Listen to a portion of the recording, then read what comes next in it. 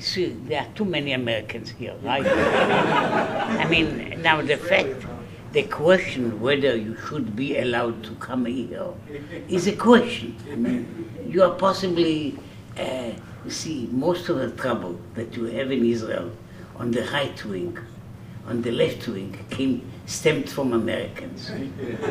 Really, you don't know about it, but our extreme left is also ex-Americans, and extreme right. So if they would go back to the home and run around Obama, we will have a nicer, saner community. But anyway, you are here, and so I mean, let's see if something can be done with Americans. Can it be done? I'd like to try is to see if these Americans can study together a little piece of Gemara and see the questions that arise from that, and then we can cover some of the same ground that we did last night, and I'm sure the audience will have new ground to break. Yes, please distribute these. There should be enough to go around. Where were you last night? Last night we were in Beit Shemesh.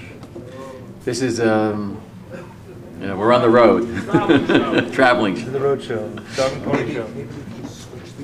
Because it'll be closer. No, it'll be closer. Oh, you say that. Okay, possibly we'll have to say the opposite of what we said yesterday. Otherwise it would be, at least, you don't want me to fall asleep here. Right. So, okay, good. But what you have in front of you, 2 pages, 4 sides. Tonight we'll really only have an opportunity to study very briefly a small sugya, very small. It's really only 6 words. What you have in front of you is the page of the format of which is the standard Vilna Shas. But if you look at it carefully, you see that the text of the Gemara is menukad and punctuated. Menukad means it has vowels, komets, chatav, tzera, segol, and it's punctuated with commas and question marks and colons and semicolons, etc. And so are the words of Rashi. They're menukad and punctuated. There is no Tosafos on this page, but if there were, you would see that it too is punctuated but not menukad. So it's a page of the Vilna Shas, but this is also the page that you will see if you consult the new first volume of the Koren Talmud Bavli. The Koren Talmud Bavli is a project which has published so far the first volume, Brachos, and the second volume, which is the first volume of Maseches Shabbat, is soon to be released. The Koren Talmud Bavli is a translation into English of Rav Steinsaltz's classic translation into Hebrew of the entire Talmud. Rav Steinsaltz tells me it took him 45 years to do that translation. So he's done all the work, and we're merely translating it into English, and we hope that this will take us about 4 years. 4 years for 41 volumes. But when you open that volume, as you would a Sefer with this in front of you, so you will see the entire Maseches, in the case of Brachos 63 Dapim, in this type of a format. It's the Vilna layout, but it's menukad and punctuated. If you look in the right-hand margin, you'll see about the middle of the page an arrow pointing to your left, pointing from right to left. And that arrow really indicates the small section of Gemara that I'd like to study with you this evening. To many of you it's very familiar, but no matter how familiar it is, Ein Beis Medrash below Chidush, there's always some new angle to look at. It's a total of 6 words. Omar Rabbi Zera said, Agro defirko rihato. What does that mean? Agra means the sachar, the reward. The pirka means the drosha, the lecture that the chacham would give. The reward for attending that lecture is rihata, is the fact that you ran to get there, the running. You came from home, you ran up the hill, down the hill, around the corner to get to the base medrash, and the reward is for the running. That's all we'll focus on this evening. If you look above, about 1/3 of the way down the page, you'll see another little arrow between the Gemara and Rashi, pointing toward Rashi. This Rashi is a 4 or 5 or maybe 6 liner, but Rashi says something extremely interesting. And I think it's interesting not just in terms of this Gemara, but in terms of what studying Torah, and especially studying Torah, is really all about. How much do we really understand? Anyone who goes to a shir, or a Rosh Yeshiva, or studies Daf Yomi, or studies a Blat Gemara in whatever context, how much do we think he really understands, and how much will he retain? How much does he remember? Is it, as many people, as a person who's given shiurim for a long time, is it a matter of you say a shiur and it goes in one ear and out the other? Or is something kind of gets stuck in the middle and remembered?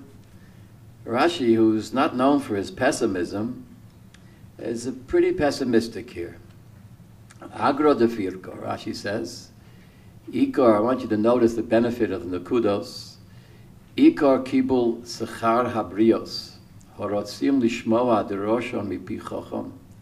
The main reward, the ikar, the essence of the reward which people receive as they run to hear a drosha from a chacham, hischar hamerutza, is the reward for running, for getting there, for showing up. Shaharei rubam einam mevinim laha'amid girsa. Most people don't really understand laha'amid girsa, meaning those people don't thoroughly understand what they're learning. You learn it and you get a kind of superficial whiff or sniff of what's going on, but mevinim laha'amid girsa, most people don't get it. And most people, v'lo mashmua mipi rabon li'achazman, most people don't remember what they heard from their rabbi after a time goes by. Sheyakablu schar limud. So you can't expect people to get rewarded for studying because A, they don't understand, and whatever little they do understand, they forget. And achazman, to use Rashi's words, there's nothing left. So what's the reward for? The reward is for rihata, merutza, for getting there, for showing up. Fascinating and almost a modern view of things. You know, 99% of the important things you do is just to show up, right? You show up. Everybody here showed up. So whether you understand a word of what I say or what Steinsaltz says, doesn't really matter. You won't understand it, you won't remember it, but you showed up, so you get rewarded for it. But now turn the page. If you turn the page, you'll see how this page, or at least this portion of the page, is translated in the new Koren Talmud Bavli translation. And if you look at it, you'll see the Hebrew text. And I'm just going to point out some of the major features of the text, the Hebrew text. You're no longer faced with this kind of a page, which for many people is very overwhelming. So many words on a page, and Rashi and Tosfos and marginal notes. Instead, your attention is drawn to what I call bite-sized chunks, small little paragraphs or sentences with white space between them. As Rav Steinsaltz said last night, the white space is for you to write down your questions. Right. We're not serving you a finished meal. Hopefully, every passage will prompt questions on your part, or comments, answers, so there's space for you to fill that in. But if you look at that second little segment, that's our segment. Amra Bizera Agro de Firka Rihata. Now I wanted to look at the translation. Translation again is our English translation of Rav Steinsaltz's Hebrew. The reward for attending the lecture is for running. You'll see the little N after running, which means note, and I'll draw your attention to the note in a little while. But suppose first the translation, the expansion of the translation. The literal translation is right there on the first line. But if all that you hear is the reward for attending the lecture is for running, you've missed what Rashi says. And what Rashi says is essential, because he's saying something which is extremely important about the learning process. You don't really learn a lot, very much, and you forget most of it. Since most individuals attending the lecture did not fully understand the material taught, the primary reward for attendance was given for their intention to hear the Torah being taught, as evidenced by their rush to arrive. Now notice, there's something there more than Rashi said, right? What's Rav Steinsaltz adding, which appears in our English translation, that wasn't exactly what Rashi said, that kind of reads more deeply into it. I'm sorry? The rush to arrive. And what's behind that rush to arrive? The intention. Right? Those words don't appear in Rashi, but that's how Rav Steinsaltz reads the Rashi, and that's how we translate it. It's not the running, it's not the physical act of the running, it's what the running reflects. The running reflects enthusiasm. And one of the things we spoke about in our previous show on the road was the importance of studying with enthusiasm. That's the main point here. It's not what you know, it's not your grade, because no one's going to get a passing grade, and after a month, no one's going to get any grade. It's your enthusiasm, it's your interest, it's your motivation, it's your intention as reflected by your rushing to get there. But now look on the left-hand margin, and you'll see there's different kinds of notes, different categories of notes. There's background, there's notes, there's language notes, there's halacha notes. There's also notes for personalities, biographical notes, and there's, which one am I missing? There are 6 categories of notes, 4 of which on this page appear on the page and 2 which appear on the others.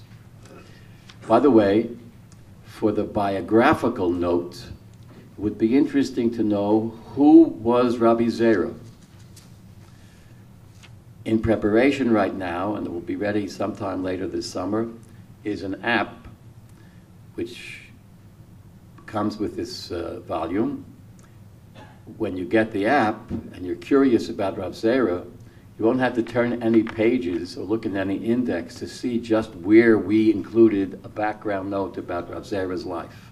You'll just touch the word Rav Zera, and immediately on the screen, a monitor, will pop up some biographical material about Rabbi Zera. And you will know that Rabbi Zera was a short fellow.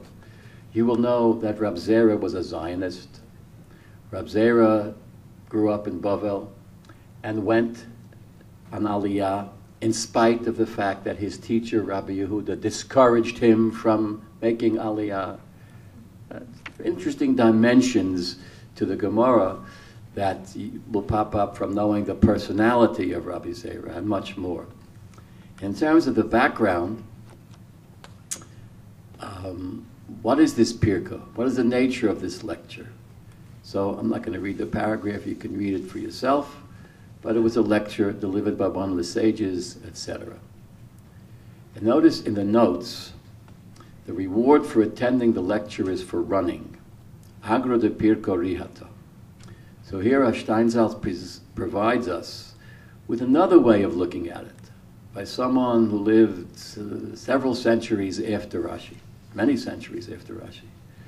And he was the author or the compiler of the Ein Yaakov, Rabbi Yaakov ibn Chaviv, and his commentary on his own anthology is called HaKotev. He's the writer, and he suggests a different take on this running and rushing.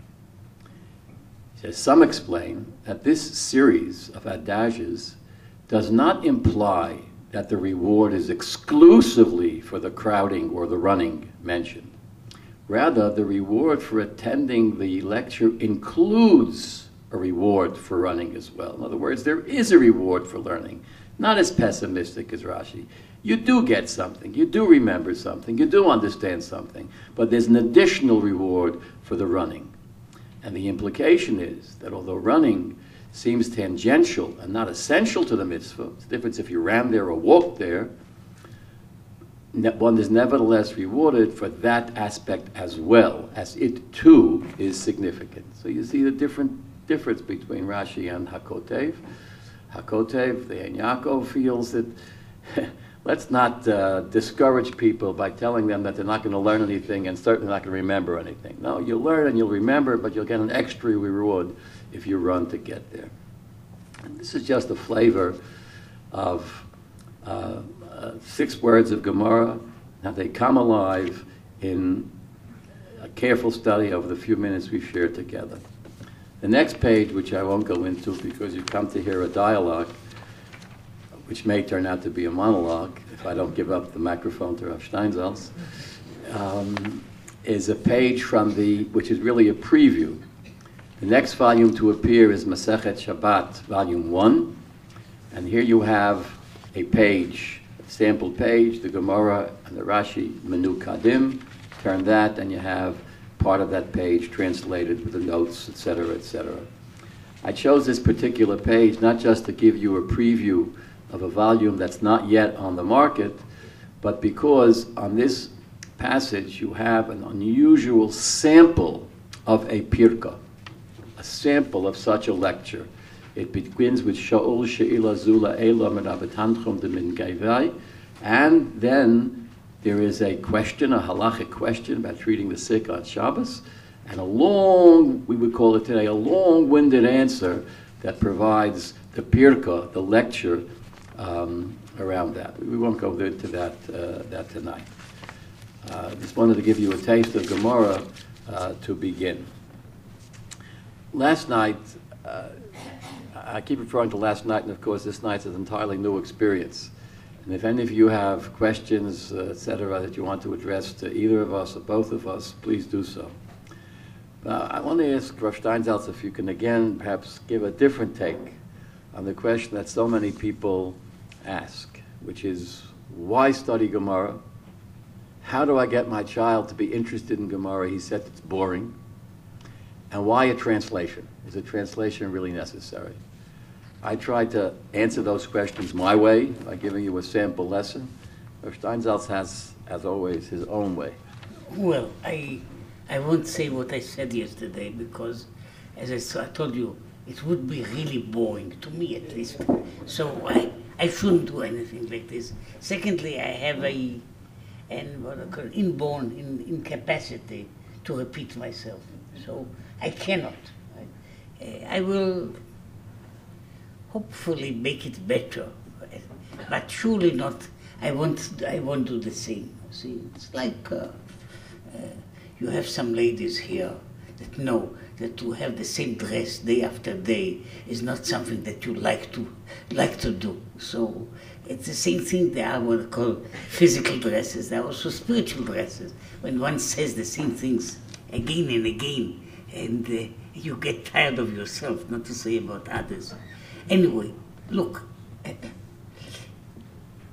in a certain way, Gemara, which means, the word Gemara means literally learning. It doesn't have any kind of of course it has all kinds of comments and all kinds of nice words for it, just because you are in Modi'in, in a nice enlightened community. So let me tell you something about Gemara that you possibly didn't hear about because it's too unenlightened for you. That Gemara is Rosh Teves of the four angels: Uriel, Gabriel, Michael, Raphael and Michael. So you have, Gemora means Gabriel, Michael, Raphael, and Uriel. So that is Gemora. So you possibly didn't hear about it, so you have something new to take back home.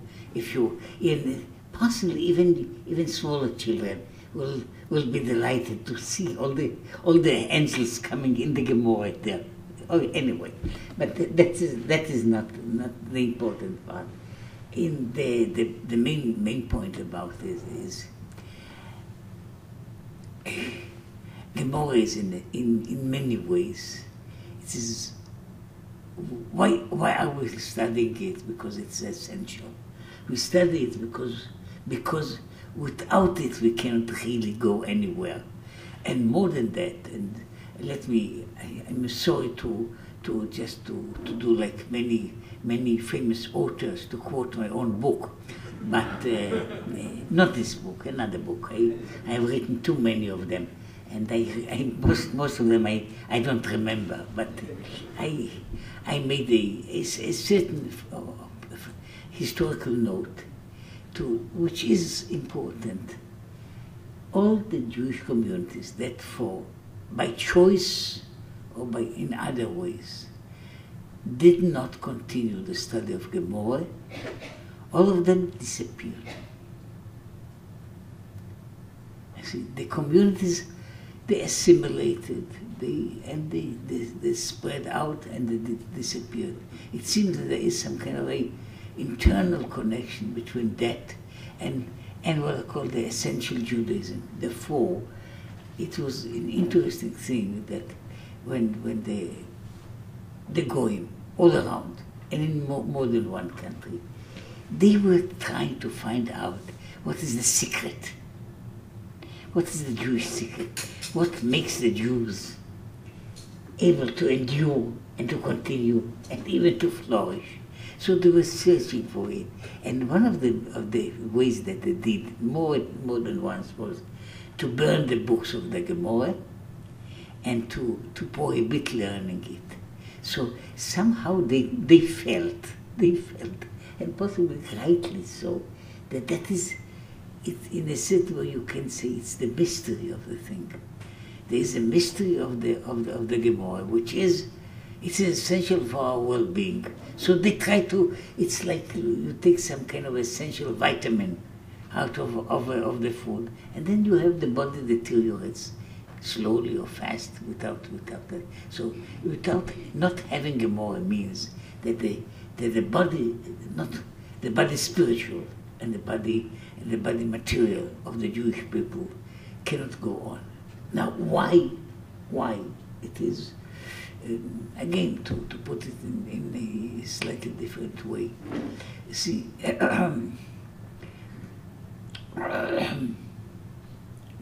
many years ago I was speaking about the same subject, more or less, in a very different place, to a whole community, not the Jewish community, but in particular in Italy. And I told them that Gemara, basically, as a book, as a notion, is the essence of sanity. Gemara is the thing that keeps us sane, and it is important for our existence, and in a certain way it's important for the world. See, if Putin, Obama, and even Netanyahu would learn a little bit of Gemara, it would give them a chance of handling and creating a better world. Because Gemara means it is the book of sanity. Now the funny thing was, I spoke in English. My Italian is surely not good enough to make a speech in this language. And the people, the problem was, they said there was also some translator. And he tried to translate the word. And they came to a big dispute there. It was quite a learned audience, you see, lectures of universities and so on. So like, if there is such a word in Italian at all, like sanity, some of them said, we don't have even the concept in our language. Kvod Harav, how do you say sanity in Ivrit? You know, we have a word for it. It's not a good word, but the word is shfiyut. shfiyut, that is sanity. A sane person is shafui, and the quality is called shfiyut. Sorry for teaching Hebrew in Modi'in, but I know that some of the schools are allowed to teach Hebrew here. So anyway, that is the real word for it. But I'm saying that is in many ways, that is the source of sanity for our people. Very important. Important because, see, it's not just important for any human being, or for a group of people, or for a nation, or if you want it, for a world sanity. It is important especially for us, for Jews, because as in a certain way, we have in our way of life, in our essence, in our, I would say, the way that we are built, and more than that, the way in which we deal with things. We are, in a strange way, full of contradictions. See, if you, it is interesting that so many people will blame the Jews in some places, that the Jews are over-rational. They are too sophisticated by too many degrees to be human beings. They're just sophisticated. They work by their brains. They don't have any emotions. On other places, it depends on what country. In other countries, the Jews will be blamed for being over-emotional and always in some kind of an uproar, an emotional uproar. Now, both of them are in a certain way too. We are. See, and this is a remark. We'll call it in parentheses. I'll tell you, if you want. If I'm asked to make a definition, what is a Jew? Not who is a Jew, which is, I'm not going to fight with the local rabbis, but what is a Jew? I would say a Jew is like any human being, but more. See, if you think about it, you'll see it's not such a bad definition. See, it is just more dead. I mean, we are also, it's not only more about good qualities. When it comes to being vicious, we do it perhaps better than the Goyim. And when it comes to do noble things, we also do it more. When it comes to intelligence, we do it more. And lo aleinu, when it comes to stupidity, we also do it more. But because we are what I call humanity. We are humanity enlarged. That is in a way what we are. And because of that, because of the so many parts in our, which is in our character, in our built up, which you can, if you don't want, I mean, I'm for me it's enough to be married to a psychologist. So she tries to do all kinds of work on me, very unsuccessfully, but still I'm not going to talk here about psychologists because I'm too close in one hand, and I'm sure that now, once when you had a Jewish crowd, you knew that you had one lawyer, one doctor. Now you have two psychologists, perhaps one social worker, and a group of people who do not really know what they are doing. So that is it. Thank you. So anyway, when I'm speaking about I say this makeup of Jews is something that has a need for the central core to be strong enough to take all these different and contradictory parts and keep it in some kind of a unity. That is in that sense, that is one part of it, as it is also in a different sense, which is, see, our religion is made of too many things. It has on one hand, see, what some of the Goyim always blame us for. Our religion deals with details, and more details, and even more details. There are even if you go up with these details, they are sometimes maddening. See, how to do Nitilat Yadayim, with what hand, and how, what is the, is it, I mean, it's just speaking about Gemara. Do you wash your hands to here, or to here, or to here? That's a discussion in the Gemara and among the commentators of the Gemara. So, what is where do you have to wash your hands? And, I mean, what shoe do you tie first? Do you remember? What? No, the left. No, you always tie with shoes. It is an exception. You do it with the left hand first, for a reason. Now I'm just saying. Just imagine. Should people remember all these details and live accordingly? That is one hand. On the other hand, see, Judaism has flights of poetry, really high poetry.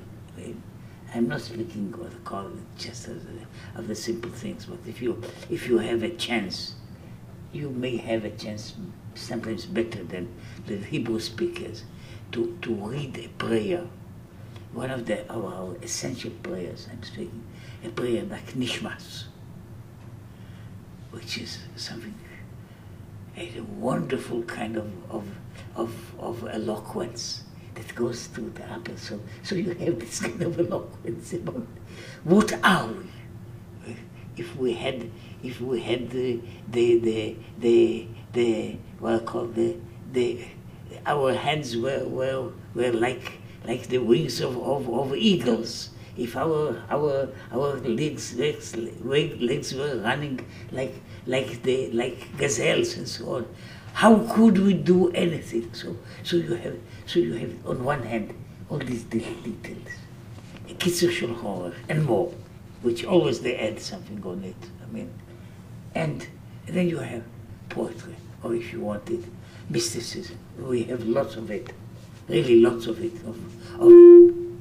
lots of it in so many parts. So how do you deal with those two parts? Don't they create something, a rift among people? That a person has to be on one hand super sensitive and attuned to the high levels of, say, of poetry, of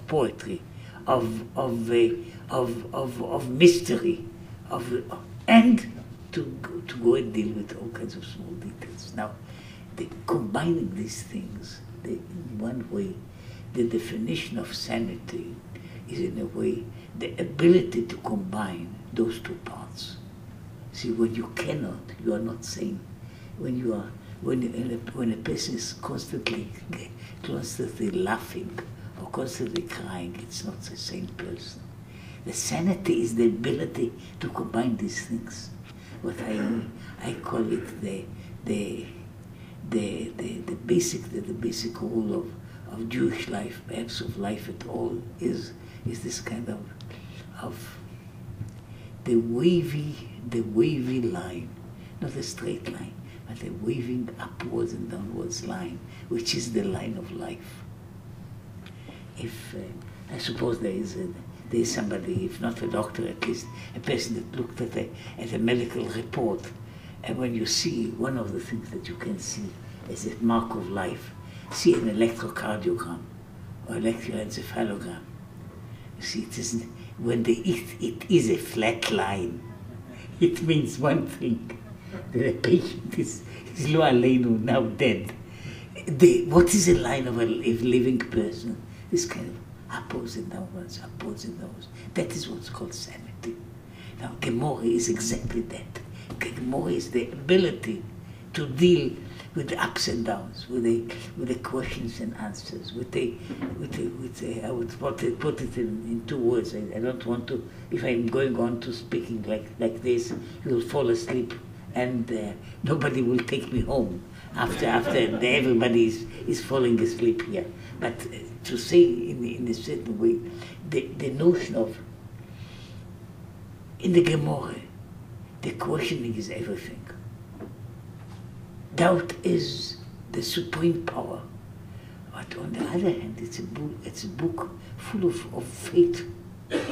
So the combination of being doubtful, skeptical, full of questions. Just again, I wrote it in one of my other books that about synonyms. See, they say that the Eskimos have about 100 synonyms for snow. Obviously, why? They live in snow, with snow, therefore they have so many synonyms. The Arabs have so many synonyms for camels, because they live with them. The Gemara has, I think, about 40 synonyms for a question. That is our universe. It's a universe of questions, full. But it's not just questions. It's questions and great amount of belief. Now, this combination is sanity. Now, so you can understand that this is for us essential. If we don't have it, we'll just be disrupted, like some of your neighbors in Modi'in and some of your in Beit Shemesh and some of your neighbors in Tel Aviv.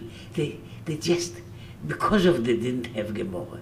And I'm speaking about both sides. I mean, those who are the Frum Amaratzim and the liberal Amaratzim. There are two kinds of them. There are Amaratzim who are too frum to learn because it's not, they don't have time to it, and there are some Amaratzim who are just too ignorant to learn. And those two Amaratzim are in a way, they are destroying themselves. I'm not speaking about society, destroying themselves because of this amount of learning. Now, this is about Gemara. So it was a speech in defense of the Gemara, if it needs. Now, what happens if children don't like it? Now, if children don't like it, sometimes it is because the children who are, I'm a great admirer of children. I have one of my common questions that surely I repeat it almost everywhere is, look at children of, say, 3 or 4 years old. Look at them. You possibly have some samples of them around here, do you? Okay, 3 or 4 years, 5 years old. There's even a dispute in the Midrash, what is called Yeled Sha'ashuim. So it is a child between 3 or 4, between 4 and 5. So, but that is Yeled Sha'ashuim. Look at these kids. The point is that all of them are, first of all, they are clever. It's very hard to find a real stupid little kid. They are clever. Some of them are clever in one way, some of them are in another way, but they are clever. More than that, they are also handsome. Where do you find really small ugly boys, small ugly girls? Now the problem is, what happens to them when they grow up? Now this is a question, I'll just tell you, I asked this question all over the world, really, literally. See, from Kamchatka to Brisbane, say any place. So, and now one of the answers given to me mostly by people of the academy was that the schools are doing it. Schools are basically institutions for stupefying children. See? That is one answer, which I heard mostly from teachers and professors of the university. Now, but I always ask them, okay, you give me an answer, possibly for one part of the question. What makes them ugly? I'm sure that, of course you have, I'm not going to judge people here, but you see, very few of you can say that you look as well as and as handsome and as charming as when you were 5 years old. See? So what happens meantime? But what I'm trying to say is in this say, because the kids are so very clever. See, the kids get it without speaking. If the parents didn't like a boy, the kids say that it's boring. See, the kids don't invent it. They get it from the parents. See, really and truly. They get it from the parents because if you ask the parents, okay, some of you are learning Daf HaYomi, surely, and you are doing it because it is a holy duty, and you sit at the holy duty and fall asleep at the holy duty, and so on and so forth. Very well. But, I mean, how many people of you are just really enjoying it? Just enjoying it. Just, I said it yesterday, but I say it almost every time, about, not about speaking about this Gemara, about this, that the blessing says, make the words of Torah sweet for us. Make him sweet. So how many of you it is sweet? It is something that is, I would say, addictive. See, you have possibly, some of you are fighting all the time against what I call, to cut the chocolate, to cut the sweets, and to cut all these things. How many have to fight about cutting Gemara? Somehow it cuts itself in some strange way. But you see, so in many ways, you see, this point of, you see, when you have it in yourself, so the children get it. The children get it, they get what you feel. When you don't have, you say, you tell the children whatever you want. You see, you have possibly some of the, I mentioned it even yesterday, I used to be a teacher of mathematics many years ago. Too many, I don't want to even to remember when I was a teacher of mathematics, but I remember. And I'm thinking about all these nice ladies that got for me what I call an F in mathematics. Quite a number. Now, they are now mothers, and they urge the children to go and study mathematics. So you see, what they say is very nice, but the children somehow feel that beyond this kind of an urge, there is something that, a fear or a distaste. And so that gets to the children. So I'm saying that in many ways, that's what's happening. I just tell you one story, and I'll finish here, because I mean you want somehow to get home sometime. But I'll tell you, I had many years ago, I had a friend in a kibbutz. It was a secular kibbutz. He was one of the founders of the kibbutz, a man that had plenty of time, because he never bothered to marry, so he had plenty of time. And when I met him, somehow, it was one of the reasons, I mean, to tell you what kind of a person he was, I was supposed to be, when I was staying in that kibbutz for a few days, to stay with him in his apartment. And some people had to ask him, I didn't do it, to ask him to put a mezuzah on the door, because he didn't find any use for a mezuzah. No mezuzah. Okay, why should he have a mezuzah? Now, this guy somehow discovered Gemara. He was walking in the Jordan Valley, which is it's warmish there. See? It's warmish, you see. But he was walking, physical work, and he was devoting 4, 5, 6 hours every day for learning Gemara. Now, I'm telling you the story because, you see, he didn't wait for the reward to come, to get the reward for learning Gemara. He didn't want to teach Gemara in any place, and didn't want to get a degree in Gemara. But why did he learn Gemara? He said, it's such a fun, and such a joy, and so interesting. So why shouldn't I do it? He used to play several musical instruments, but now he was sitting and learning Gemara. I remember being at that time with him. He was, this kibbutz made some kind of a seminar in which I have been for a few days teaching from 10 o'clock in the morning to 10 o'clock in the evening. All kinds of shiurim. Now, when we finished, okay, some time of teaching, and he attended all of them. When we came home, he said, okay, can we sit and learn a few hours more Gemara? So I'm just telling you that is the way. See, I'm just telling you just because it's the right way. The right example is not a tzaddik, wasn't a tzaddik. and he wasn't learning in order to get a gate. It was called to get his passkey to paradise. He learned it because he enjoyed it. So the fact that if children don't enjoy it, is because their parents somehow tell them, somehow they hint to them that it's not an enjoyable subject. It's because I just asked you, how many of you really enjoy learning more? Enjoy it, just enjoy it. Like I see, when I'm coming to, let's say, American homes don't have too many books anyway. As you know, Americans are not literate people by any means. But I'm speaking now about intellectuals. I'm not speaking about the rednecks. I'm speaking about the intellectual Americans. But still, and they have a library, and you have all kinds of books. Most of them important books. What books are really read?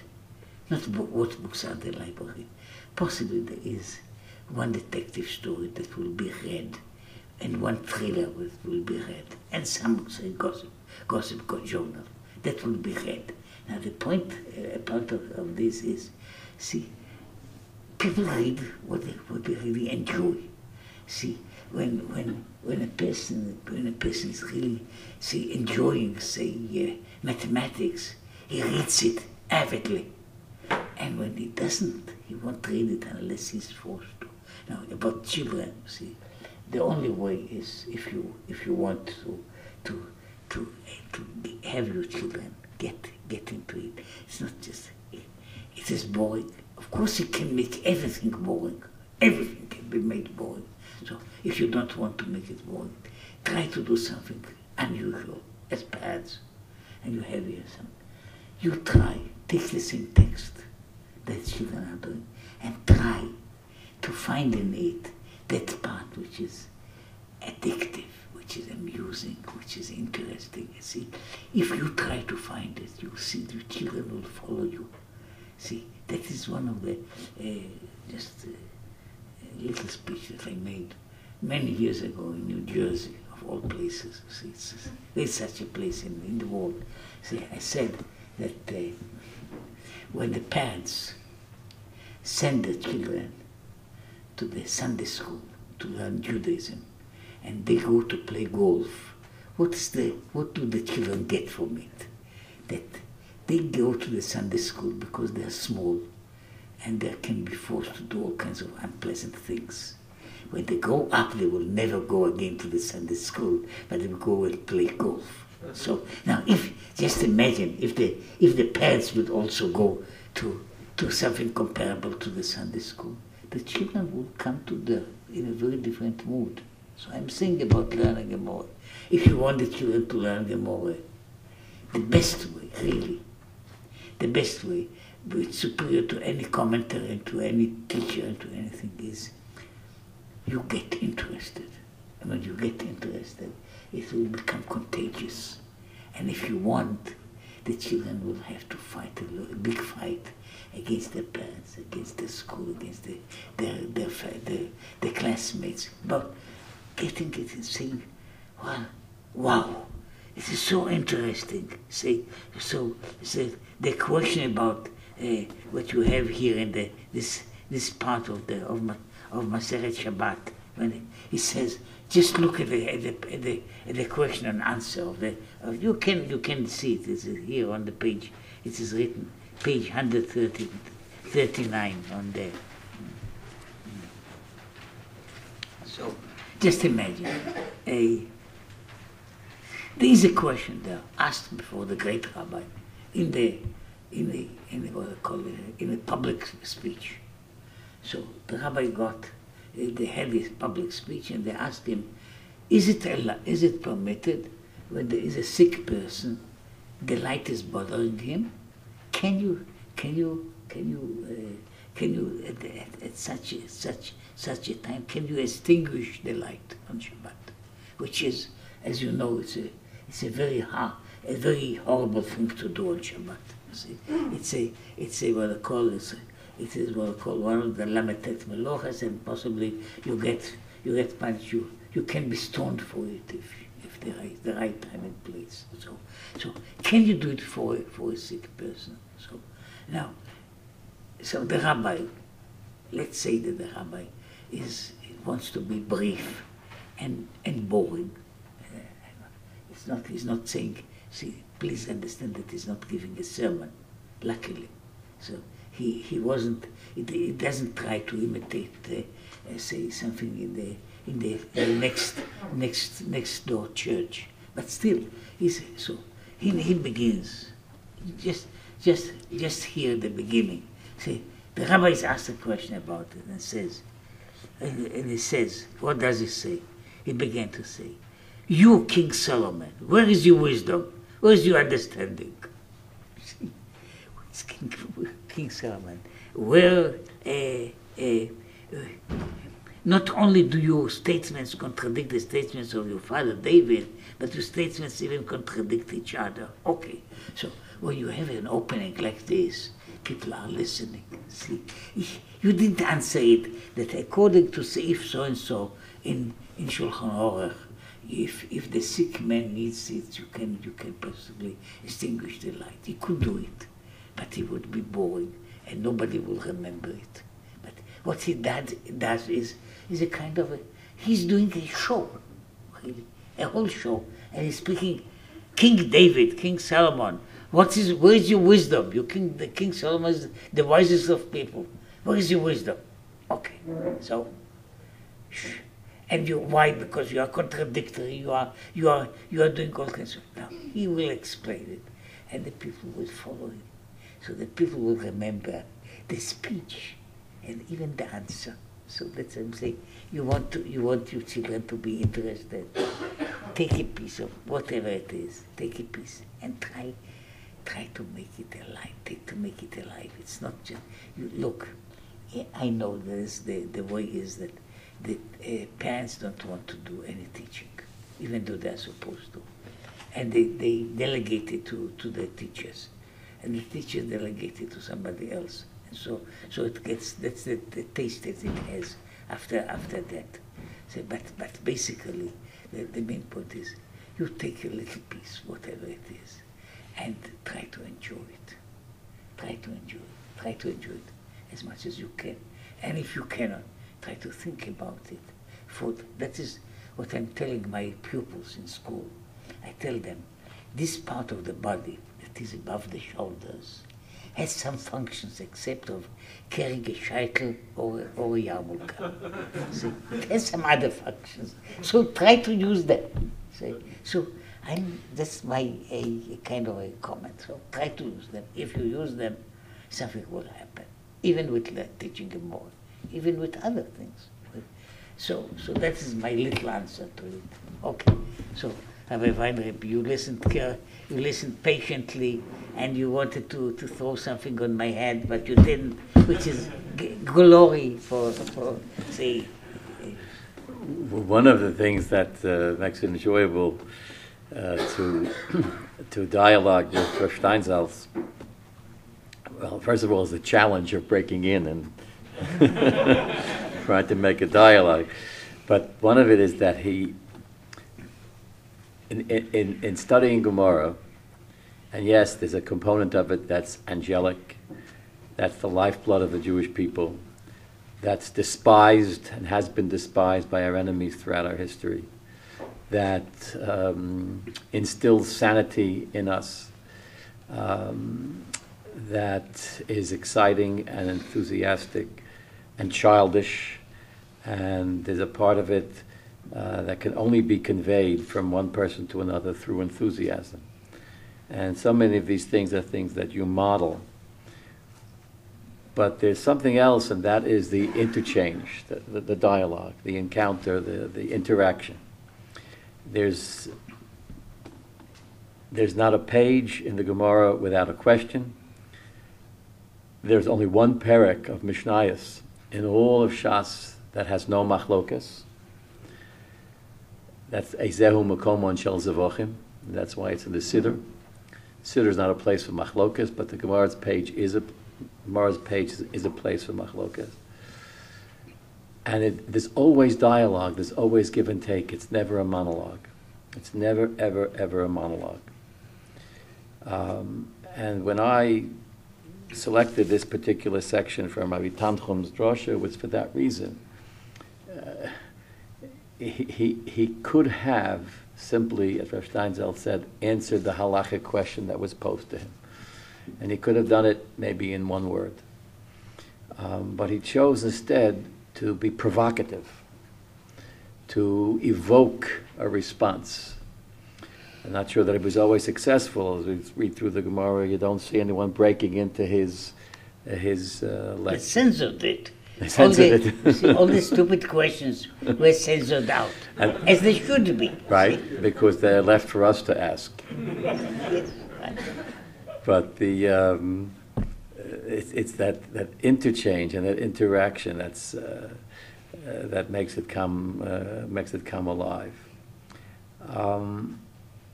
Just imagine the people, even in this community. The rabbi would say, King Solomon, where is your wisdom? You're contradictory. Somebody will stand up and say, how dare you speak so much against our holy fathers? Right. Okay, what can you do then? You can't even refer back to Gemara and say that there's a precedent for it because the people don't know this. Because you don't understand. Yes.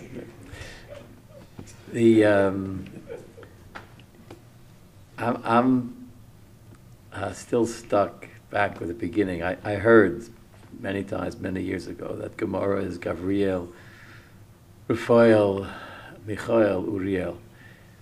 What is the significance of that? Is it just a funny acronym, a strange acronym? Or is there something more to it? Well, you know, some of you, I don't know if you do it, perhaps you became too enlightened for it.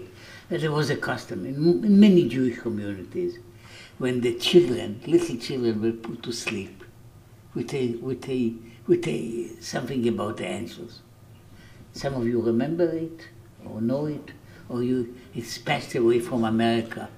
Thanks to Shlomo Carlebach, it's not passed away from America, but he made a song to it. No, I didn't know. But you see, you know this Mimini Michael, Mismoli Gabriel, Milfanai Uriel, Machorai Raphael. So, what it is, among other things, is there are the two main angels. There are two. That's why you don't want me to speak about Kabbalah.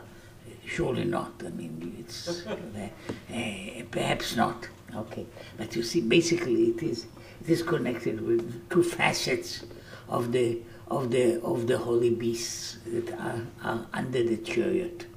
The two facets, which are and these two facets, these four facets, are the four different angels, which each of them represents a side of the universe and a side of existence. And so they're very different. And the notion that you give to try to tell the children that they are all around you and they protect you, very important. It's very important for the children. I'm not speaking about psychology, but at least the parents should know that there are angels. See, that is one thing. But to speak about it, see, those four angels are in the Talmud. They speak about it. You possibly know the phrase. If you know it because you hear it. Doesn't mean that you understand it or you keep any time. What is Oseh Shalom B'Mrumav? You heard the phrase? Possibly you heard it somehow in the prayers. Didn't you somehow get to hear it, to hear this phrase? Oseh Shalom. What is Oseh Shalom B'Mrumav? Makes peace in his heavens. What does it mean that he makes peace in his heavens? What kind of peace does he have to? That he has to do make peace here. We have to make peace between us and the Arabs. Between I once mentioned the names of the parties because it's possibly I don't know if one is allowed to mention such things in a synagogue, but anyway, you have all kinds of things of the disparities and fights and so on. But see, that's with us we need enough of that. What is a sexual? So they say that the angel Michael is the angel of mercy, and the angel of water. The angel Gabriel is the angel of fire and the angel of judgment. So they are contradictory to each other. But basically, by their very nature, one is fire and one is water. And somehow God puts them together and they work together for him. One, the angel of water and the angel of fire. Now, when you speak about the four angels, I don't want to enlarge because then you will blame me surely for again making a long speech, which is, but basically, see, those four angels are the four points of the universe. See, the four points of the compass. These are basically what makes Gemara. Gemara is made of these. See, when we speak about those four angels, we speak about that there are four different aspects of existence. And the Gemara is made of, you see, of the question and the answer, the constant questioning and answering, and the constant disagreement. There are lots of disagreement here. And in many ways, in more than one way, it appears one way or another. And it is, we don't try to make it quiet and dumb. We keep all the differences, the differences. Even see, when I wrote a little bit about the personalities of the Talmud, it was among other things. See, when you look at these people, it's not only that one was short and one was tall, one was dark and one was redhead, but very different people, very different histories. When they say the story, so and so lived 92 years, and he had a life of quiet and affluence. The other one didn't live more than 40 years, and he had a life of suffering and so on. So these people are friends, and they talk to each other, dispute with each other. Now, all this is Gemara in that sense. Those four angels. Those four angels are here. See? The angels are appearing here, and they are what makes Gemara. What makes it? It makes it not a linear simple thing that you have to repeat. So and so is written. It is full of life, and you see, you know what is a scholar. If you wanted me to bless your child to be a scholar, okay? What is a Talmud Chochem? A Talmud Chochem is a person that can contain the contradictions, that can contain the different opinions, that can contain them and can in some way enjoy them. If you cannot, you can be a nice boss, but you cannot be a Talmud Chochem. That is Talmud Chochem. That is what you are learning. Can you weave all these things together? Try to make a picture that is made only with one color alone. See, you have here all the colors of personality, the colors of opinions. Two different people and two different opinions and two different frames. And what is the answer? Sometimes we don't really have an answer. But we keep the question. The Talmud is full of unanswered questions. See? So what do you do? Again, sorry for the story, Rabbi Weinreb. It's a nice story, though, even so. There was a story about a person who was learning Tosafot. Now, he came to a Tosafot, and he came to a question, and he couldn't answer it, and it bothered him, and he was stuck with this question. After some time of being stuck with it, thinking again and again about it, he went to his Rebbe, and his Rebbe was also a famous person. It was, among other things, also a great scholar. So he asked him, "What do I do with this Tosafot?" So he referred him, go to page so and so, look at the Tosafot there. Okay. So he went home, looked at that page, found the Tosafot, and didn't find any connection between what is written there and what was his question. He was sitting for days trying to find out what is the connection.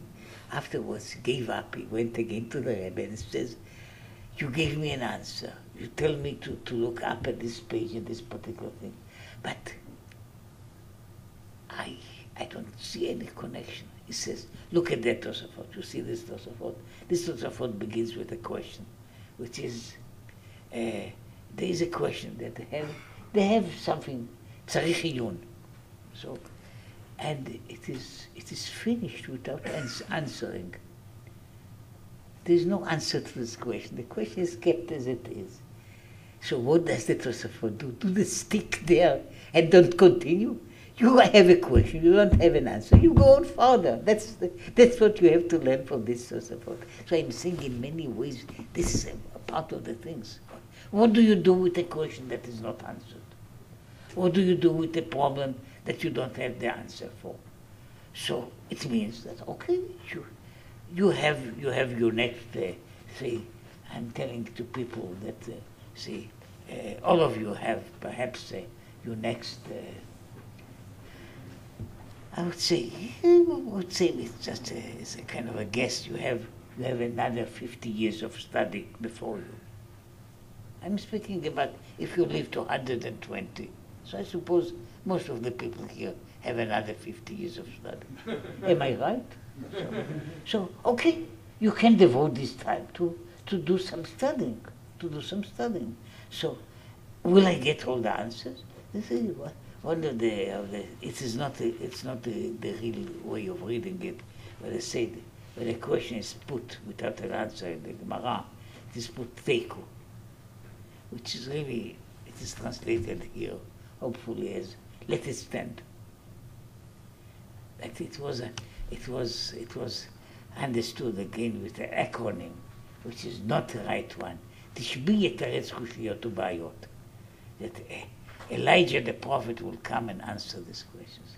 Okay, but we don't have to ask to come for Elijah. And let me just tell you one point about the Gemara, just as a point. This is a point of, if Elijah comes and says certain things about halacha that we should do in this way, we accept it. He's the prophet. If he says what you have done up to now is not right, you shouldn't do it, we don't accept it, because we say that is our meaning, we won't change it. Just to tell you what it means, Elijah will come, the great prophet, and incidentally a very fearful prophet. If you read any Bible, I don't know if you do, possibly it's not allowed in Modi'in, but you see, if you read it, it was to mess with Eliyahu Hanavi was a very dangerous thing.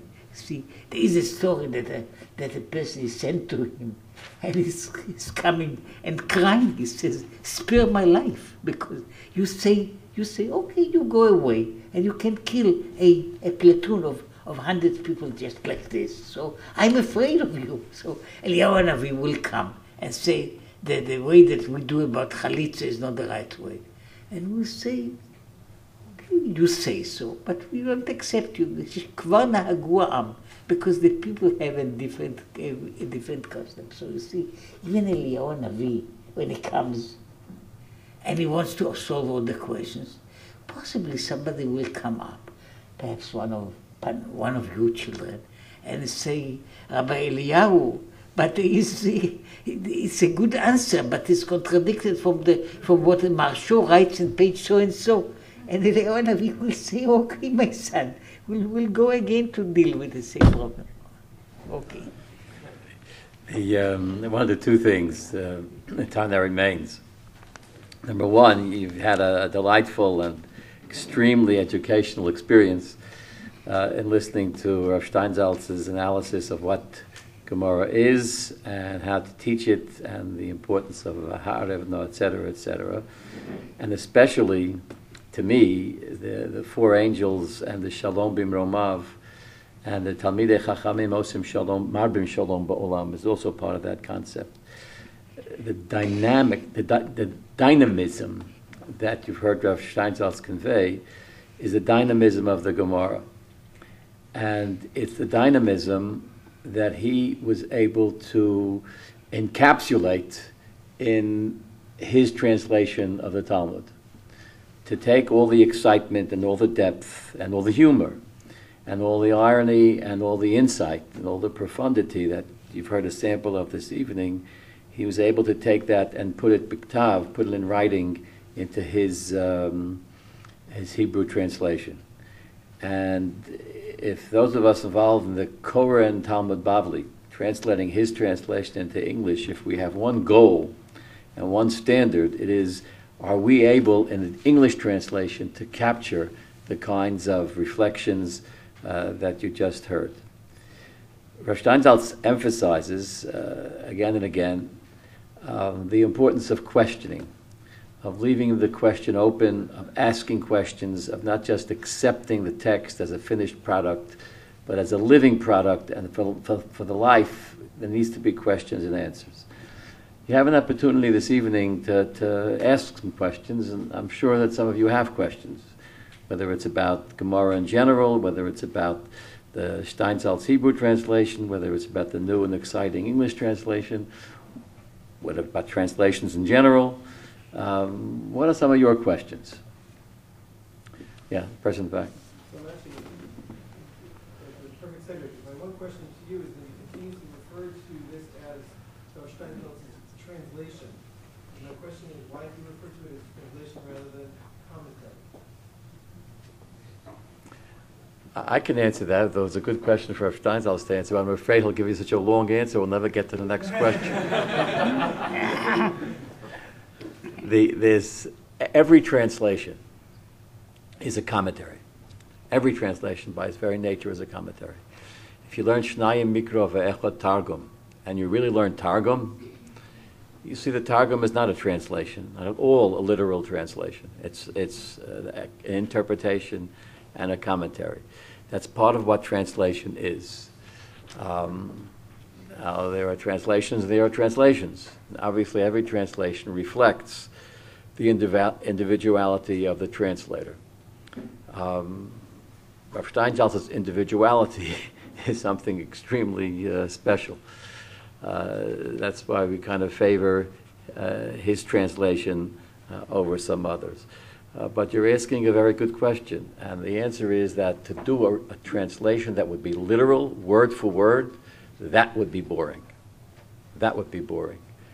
To do a translation that tries to bring the text alive, even though in the process you're going to lose perhaps some of the authenticity because you're injecting into it some of your own subjective ideas, we'll take that risk.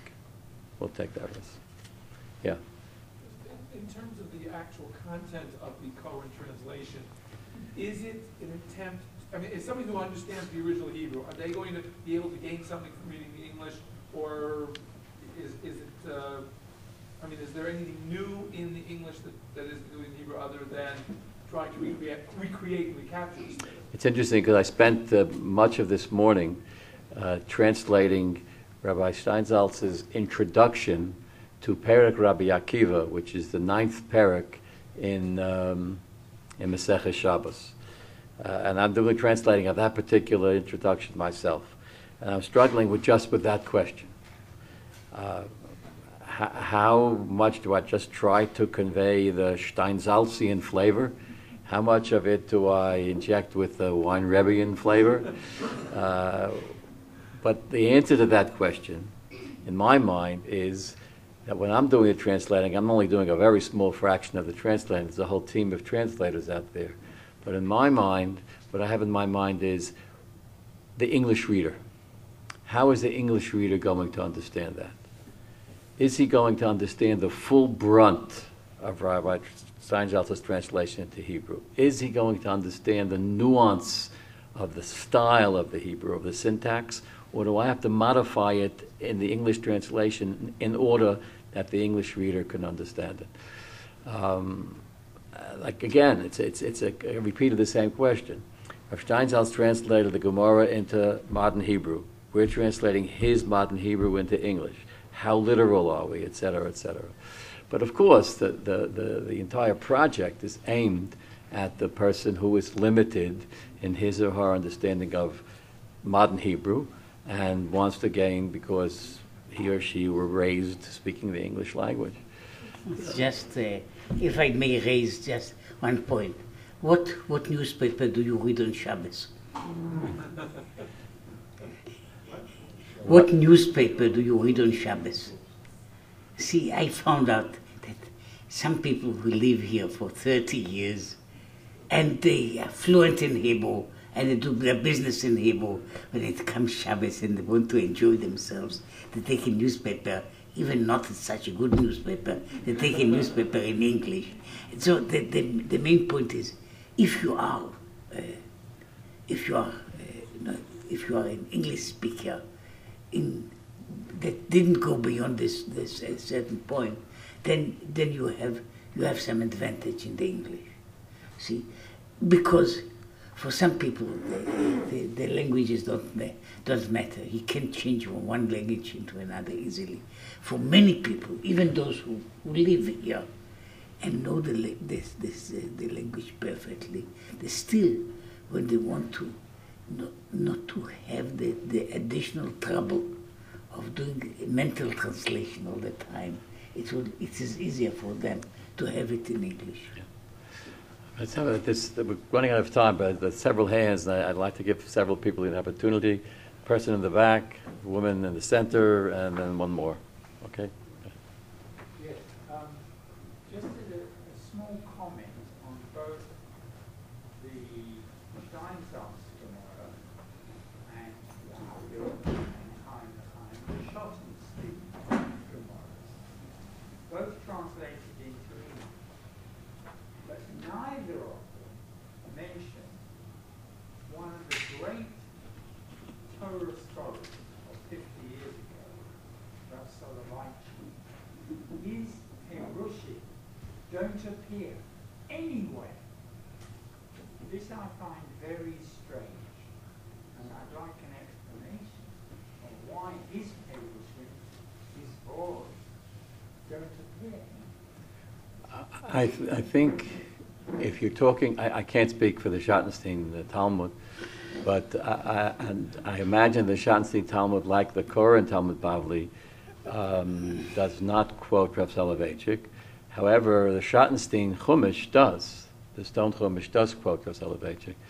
But in terms of Koren and the Steinsaltz translation, what Rav Steinsaltz tried to do, and what we're trying to do in the English language, is to present to the student the Gemara. Many, many editions and other translations present the Gemara through a filter, whatever the filter happens to be, a philosophical filter, an ideological filter, a cultural filter, whatever. What we're trying to do is present to you the Gemara as it is. Rav Steinsaltz, in his notes, in the sample page I showed you 5 dimensions of notes, will expand on the Gemara, but only to the extent that it's necessary to elucidate and to bring out possible meanings in the Gemara that are intrinsic in the Gemara. One of the kinds of notes, one of the categories of notes that he provides and we translate are notes on the halacha. Right, let's bring the halacha down, as we say, halacha l'maisa. If you look at those, you'll see a fascinating thing, and this is Rav Steinsaltz's idea. Of course, a student of Gemara wants to know the halacha, practical halacha, but that's not the study of Gemara. If anyone is here learning Daf Yomi right now, and you're learning Maseches Nida, and you're absorbed in the halachos, practical halachos of Taras HaMishpacha, you're not studying Maseches Nida. Maseches Nida as a primary example of a Talmudic text that is not to be applied halacha l'maisa, because there's so many historical factors intervening between the text in the Gemara and the final halacha. So therefore, what Rav Steinsaltz did is he incorporates brief notes on the halacha, only Rambam, Shulchan Aruch, and the major Nosei Klei HaShulchan Aruch, Shachan Taz, Magen Avraham, etc. Period. and does not go beyond that. So it is not only the Rav Soloveitchik, who you won't find mentioned, but only extremely rarely will you find the Rav, the Shulchan Aruch Rav, the Baal HaTanya. And only when it's necessary for halacha l'maisa. You won't find many, many other major figures, even of the 19th century, even in the notes. Because what we're trying to do is to present to you the Gemara. The only time we will go historically beyond that basis is to convey the meaning of the Gemara as close to the text as we can. Now, it's not at all an ideological repression of Rav Soloveitchik. To that, we can bear witness, I'm sure, that Shlomo has for sale on the back counter, not only the Koren Talmud Bavli, which may not mention Rav Soloveitchik, but also the Koren Kinot for Tisha B'Av, which is, unless Mashiach comes first, we're going to be mourning together in about 10 days. And that entire commentary is Rav Soloveitchik's commentary. So you have there 300 or 400 pages of commentary just on Tisha B'Av. So that's where Koren stands with Rav Soloveitchik. But in terms of Talmud study, Rav Soloveitchik is great. But his grandfather, he would say, was greater, Reb Chaim Brisker. And Reb Chaim Brisker is not mentioned, as far as I know, in Rav Steinsaltz's Talmud either. Not too many. Or in Talmud, not too many times. All right? Because again, what you have there, if there are any real dyed-in-the-wool Brisker here, my apologies. But Brisker Torah is not necessarily Talmud. It's an interpretation from one point of view, and not everybody takes that point of view. Not everybody can adapt to it, etc., etc. The current Talmud Bavli is focusing, as Steinsaltz focused on, the Talmud, the Gemara as it is. Take it to the next step. Hopefully this is not going to be the end of your study.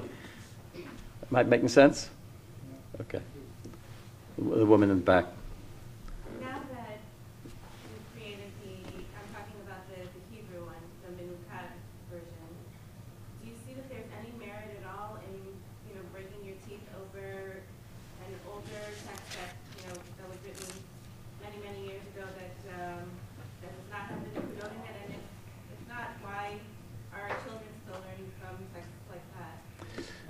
Look, I like personally all kinds of old things. I like them personally. I have some old books. Unluckily, I cannot afford to buy real, what I call antiques. But I have some quite old books at home. But I keep them because they are what I call in a way interesting. And some of them because I have a sentimental attachment. But if I want to use something, I want to use a Model T Ford now. With all that personal, some of you may have some kind of a sentimental attachment to it, but I won't use it today. I won't use also in other things when you have something, let me put it this way. I don't see any real merit in going back to things that are, I would say, practically, that they are inferior. I know that there are lots of people who think that the more difficult you make it, see, if you take out all the punctuation, all the vocalization, it becomes closer to the original. Therefore, you should use manuscripts written not on paper, because it's also too modern to use paper, and you use unvocalized, unpunctuated, unprinted text. So all this thing is a kind of a how do we call it? I would say it's a kind of a dibuk. It's a kind of a dibuk that people have about, you see. Let me just put it. I had a friend many years ago who was speaking about education. He says, we are followers of Chinuch HaKosher, not of Chinuch HaYoshen. See, it's a thing, you should remember it in many ways. We should follow the most kosher education, not the most old education. Older is not necessarily better. If you want it, you want a quotation, it's possibly forgotten it since the time it was said. See, when we begin to speak about our history, we say our forefathers were idol worshippers. Now we became better. So that's a good example. We don't have to go so far back and to follow the ancients. And there is a point at which I say, here we are. See, we say our great-grandfather Terach was possibly a nice guy and a good merchant and so on, but I'm not following his line. I'm going to follow somebody who broke it and made a new version. So that's the same thing what I would advise about this. I would just add that we're way past that question of yours. Wherever Talmud is studied now, it is studied with editions and publications and versions of the text which are very different from the way that was studied when I was in yeshiva, which you may think was very long ago, but it wasn't all that long ago. You pick up any of the major Rishonim, all right, today, Rashba, Ritva, etc., you are reading it punctuated, footnoted, paragraphed, etc., which when I went to yeshiva, we didn't have such things. So as Rav Steinsaltz would say, am I going to go back to the old editions? Because the old editions, you couldn't read them, you couldn't make sense of them. Ramban al HaTorah. Can anyone study Ramban al HaTorah in the classical Mikros Gedolos edition? No way. But once Rabbi Shavel came along and punctuated it and footnoted it and explained it, etc., that's the way you study Ramban. Even in the extreme right-wing Haredi world, they study Ramban and Rav Shavel's edition. They take shoe polish and cover up the Mossad HaRav Kook insignia. But they still study it that way because that's the only way you can study. You go into any Sfarim store and you will find not only Gemara Menukad, you will find Ramban Menukad, you will find Or HaChaim Menukad, Kli Yakar Menukad, Mishnah Brura Menukad, on and on and on and on. And this is for all circles, all ages, all levels, etc. Why break your head on something if you have an easy way to get deeper and further and study more, etc., etc. So it's a pretty clear answer that both of us agree on, so we can't be wrong. The final question, I'm really sorry, but we promised that we'd be out of here by 10. I'm just looking at this beautiful edition. I don't know if it's proposed to bring it out in form which is electronic or soft copy. I want you to say a few words about how you see that sort of presentation in terms of the technological advances of certain references. So much of what we're saying today about books will probably be obsolete long before you or I become 120. And who knows what the future of books are. In terms of the Koren Talmud Bavli, an app is in preparation. I'm not too sure what an app is, but but you can ask the various people who are more expert than I am. Or ask your 15-year-old son or grandson. That's who I ask about apps. But the app will be available later this summer. But the app will be constantly enriched and updated as time goes on, as more volumes are published and as more electronic strategies are invented, etc., etc. So yes, there will be an app. And the way I imagine it, with a very, very primitive knowledge of these things, is that the app will help you do the kinds of things I mentioned briefly. You're studying a portion of the Gemara and you want to know more about it from the Koren Talmud Bavli, 41 volumes. You'll be able to, by a touch of the finger, access whatever cross-references, additional material, supplemental material you want, etc., etc. So yes, an app is in preparation, but it will be a development over time as the technology advances and as we advance in the process of publishing the entire Talmud. Yitz Hashem. I think we have to stop. I want to thank you very, very much.